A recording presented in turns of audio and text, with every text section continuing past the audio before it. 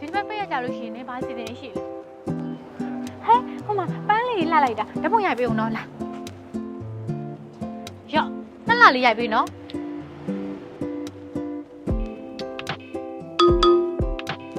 ပြည့်ပေါ်ပါလေဓာတ်ပုံရိုက်တဲ့ story ကပြည့်နေတာလေမလွဲတဲ့ file ရှင်းပါအောင်အေးဟုတ်တယ်ငါဖုန်းကလေအများနဲ့ပြည့်နေရပဲဘယ်ကနေစာရှင်းရမလဲမသိတော့ပါဘူး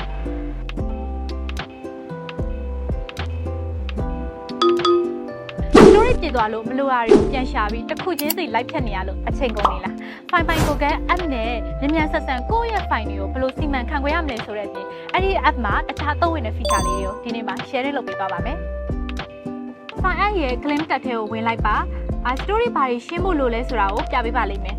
Java file လို့မလိုအပ်တော့တဲ့ file တွေ document file တွေဖြစ်တဲ့ထပ်နေတဲ့ file တွေနဲ့အရွယ်စားရမ်းကြီးတဲ့ video တွေကိုချက်ချင်းပြပေးပါတယ်ဖြတ်ချင်တဲ့ file တွေကိုရွေးပြီးတော့မှဖြတ်လိုက်ရုံပါပဲတစ်ခုချင်း live ဖြတ်နေစရာမလိုတော့ပါဘူးဒီ app က file ရှာတာကိုလည်းအရန်လွယ်ကူအောင်လုပ်ပေးတယ် file တွေကိုပုံတွေ video တွေစာရွက်စာတမ်းတွေစသဖြင့် category ခွဲပြီးတော့မှပြပေးထားတယ်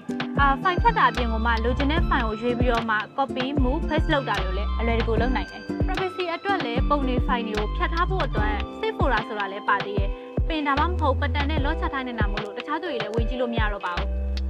data မကုန်မဲနဲ့ file ကြီးတွေကိုအနီးနားတငယ်ချင်းစီကိုအမြန်ပို့ချင်လားနေရာပိုင်း share ဒါမှမဟုတ် quick share ကိုသုံးပြီးတော့မှမြန်နှုန်းမြင့်စွာနဲ့လုံခြုံစွာလွှဲပြောင်းနိုင်ပါတယ်ဒါအပြင်ကိုဖုန်းကိုလည်း mini scanner ဖြစ်သုံးလို့ရပါသေးတယ်စာရွက်စာတမ်းတွေကို PDF file အဖြစ် direct scan ဖတ်ပြီးတော့သိမ်းဆည်းနိုင်တဲ့ feature လည်းပါဝင်ပါတယ်